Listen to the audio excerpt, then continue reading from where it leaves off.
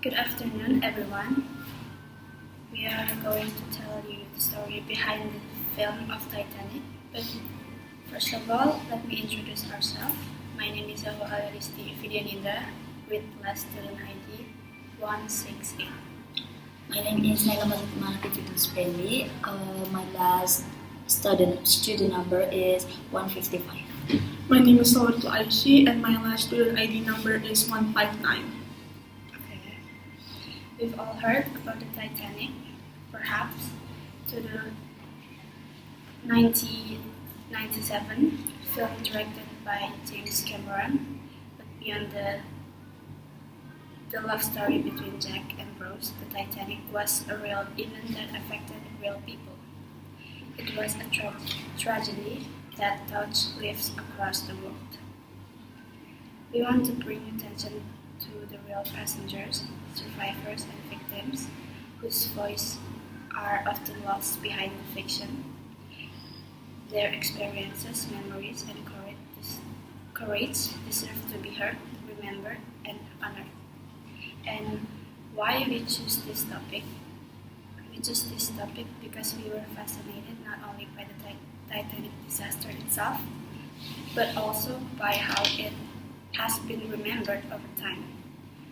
The Titanic represents more than a shipwreck. It's a symbol of human pride, technological advancement, and the fragility of life.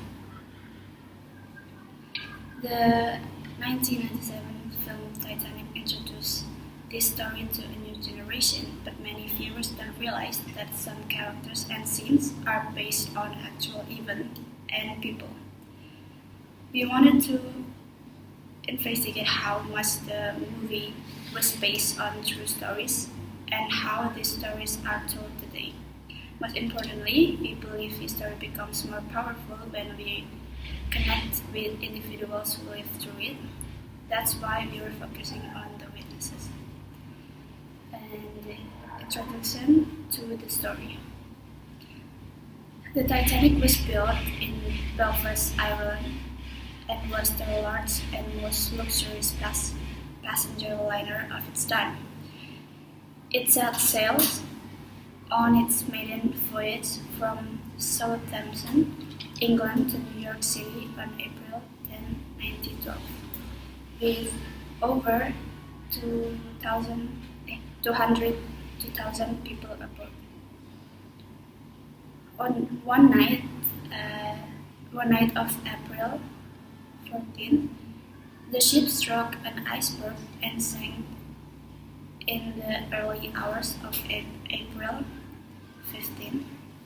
More than 1,500 people died, most from drowning or hypothermia. The Titanic disaster shocked the world. It led to major changes in maritime laws and safety procedures. It also became one of the most iconic tragedies in modern history, told and retold in the books, documentaries, and film. But how do we tell the story correctly? That's where real-life witnesses come in. And the film versus history, James Cameron's Titanic is historical romance. The love story between Jack Dawson and Rose DeWitt is fictional, but the background events, the sinking, the panic, the lifeboats, and the music are rooted in reality. Many characters in the film are inspired by actual people. For example, the unsinkable Molly Brown, Captain Edward Smith, and the ship's designer Thomas Andrews were all real figures who were on board. The film used them to give the story emotional depth and historical accuracy. Still, as the movie, Titanic also takes creative liberties. Some events are dramatized, timelines are changed, and dialogue is fictional. But that doesn't take away from the impact. In fact, it makes us more curious about what will happen and who really lived through it. The setting of the Titanic itself. Understanding the Titanic as a setting is important. It was designed with first-class elegance, second-class comfort, and third-class practically. First-class passengers enjoyed luxury dining rooms, smoking lounge, libraries, and private suites. Second-class passengers, mostly middle-class professional, had decent rooms and facilities. Third-class passengers, often immigrants traveling to start new life in America, stayed in shared cabin and had fewer privileges. The Titanic symbolized the social hierarchy of the time. This division played a major role in the disaster. Most lifeboats were launched from the upper deck, making them more accessible to first-class passengers. The class structure not only reflects society in 1912, but also shaped who survived and who did not. And the real character behind the film. Number one is Margaret Molly Brown was a wealthy American socialite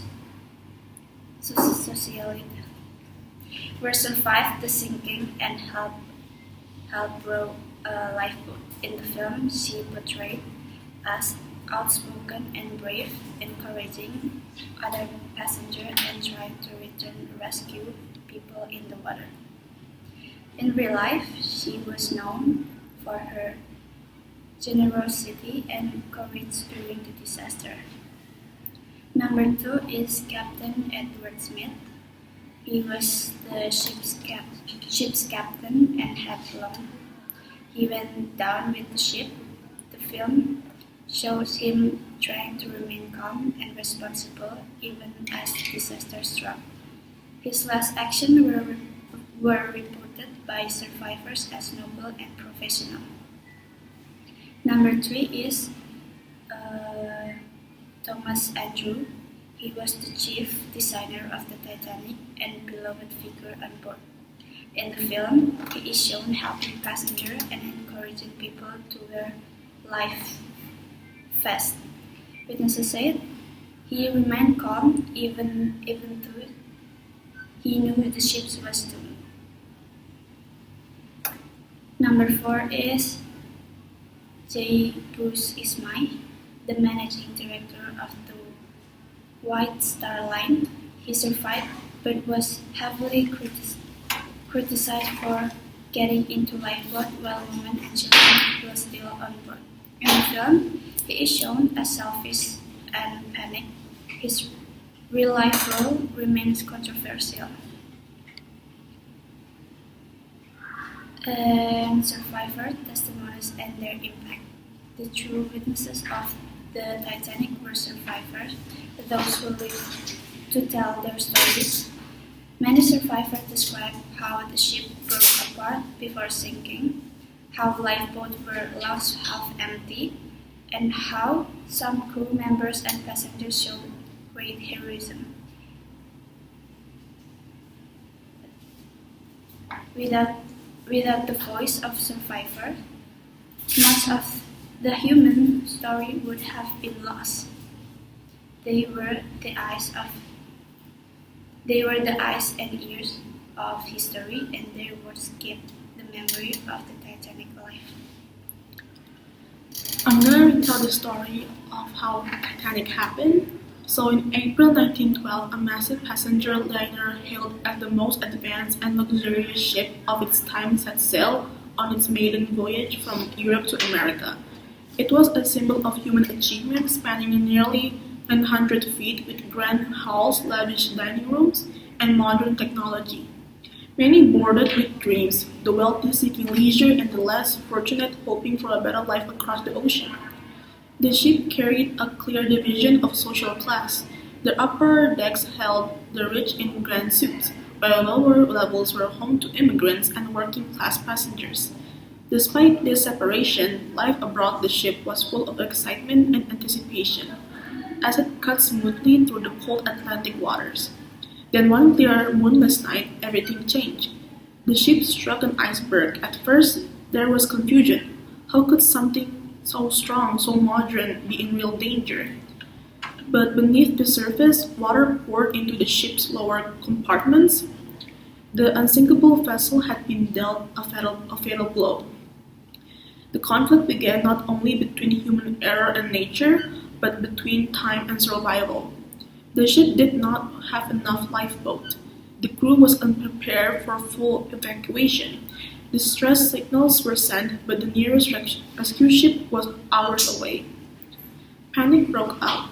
Some lifeboats were lowered half full. Others were reserved for first-class passengers. Families were separated. The cold became an enemy in itself, with freezing temperatures quickly draining strength and hope. Some passengers fought to escape rising waters, while others helped others or awaited their fate with quiet dignity. As the ship began to tilt and break apart, its lights flickered and then went dark. In less than 3 hours, it was gone, swallowed by the ocean, along with more than 1,500 lives. The resolution came in aftermath.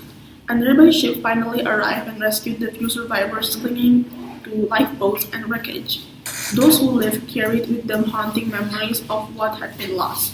Not just the ship, but the stories, the voices, the dream that sank with it. In the years that followed, the tragedy of the Titanic led to lasting changes in maritime safety. New laws required lifeboats for all aboard, lifeboat drills, and improved iceberg monitoring. The world had learned a costly lesson about pride, preparedness, and respect for nature's power. The Titanic remained not just a shipwreck but a symbol, a reminder of how ambition and confidence must always be balanced with caution and humility.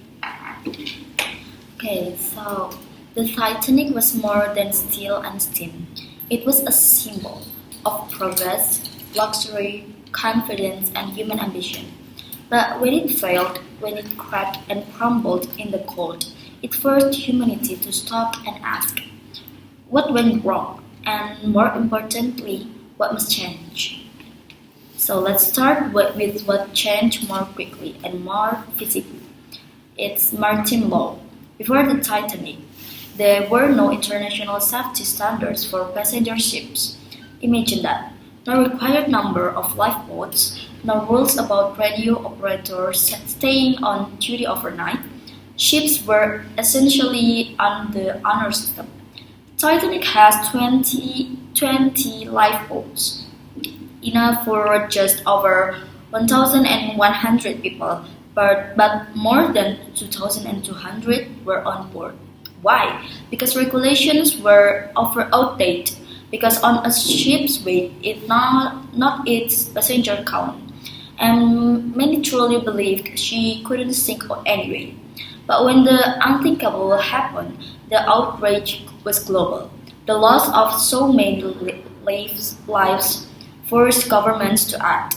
In 1914, just 2 years later, the international community signed the Solis Convention.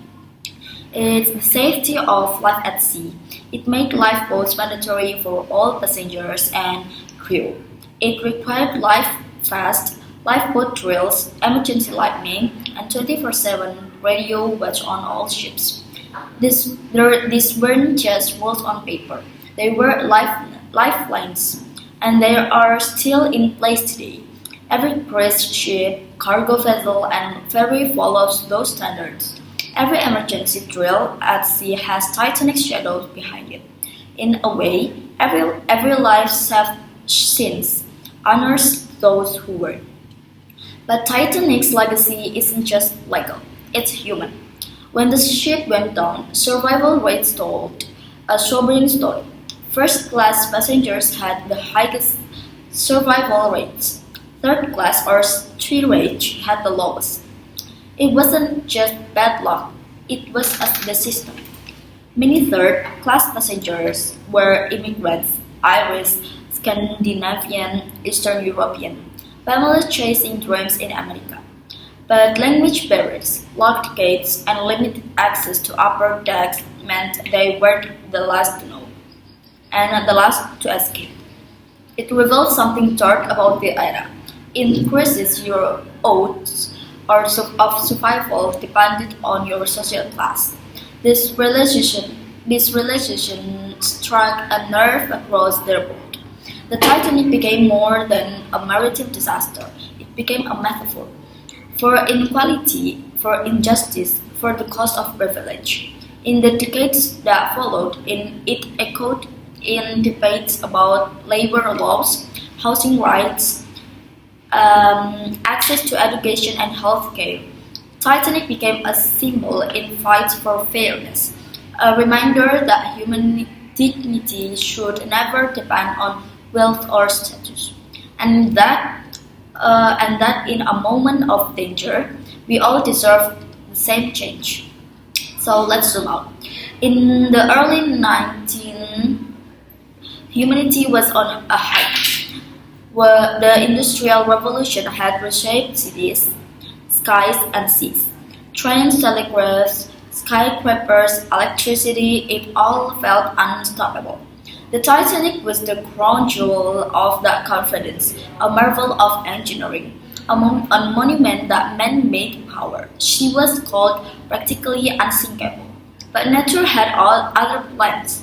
When the iceberg struck, when the massive ship split in two, it didn't just break hulls, it broke an illusion. The illusion that we had conquered nature, that we were in control, that progress had no limits. In many ways, Titanic was a turning point. It marked the end of blind faith in technology. It humbled architects, engineers, and leaders. It reminded us that no matter how advanced we get, we're still vulnerable. And then there's the memory. Titanic wasn't just a ship, it was a community. And when it sank, so many lives and stories went with it. There were famous names on board, sure, but for every millionaire and movie-worthy romance, there were hundreds of stewards, cooks, children, musicians, and immigrant families whose stories were almost lost to time. Today we remember them, not just museum and history books, but in the way we tell the story. James Cameron's 1997 film reignited the world's fascination with Titanic, and while Jack and Rose were fictional, the heartbreak was real. The elderly couple in bed, based on Isidore and Ida Strauss, who chose to die together. The musician who played until the end, real man remembered by name. The mother taking her children in below deck, tragically true. The story matters because they remind us. History isn't about numbers, it's about people. People who loved, who hoped, who feared, who helped others. In telling their stories, we keep them alive. We learn empathy, we learn compassion, and we remind ourselves tragedy should never be faceless. So, Titanic didn't just sink, it reshaped laws, it exposed injustice, and it challenged human pride. And perhaps most profoundly, it deepened our compassions. It became a mirror reflecting our best and worst, our ambition and our arrogance, our cruelty and our kindness. And maybe that's why we talk about it. Not just because it was dramatic or historic, but because it revealed something timeless about who we are and who we could become. So when we remember Titanic, we don't just see a ship lost at sea. We see a world waking up to what really matters. So thank you for joining us. Until next time, stay curious, stay kind, and remember the story that shaped us. That's all from us. Thank you. Thank you.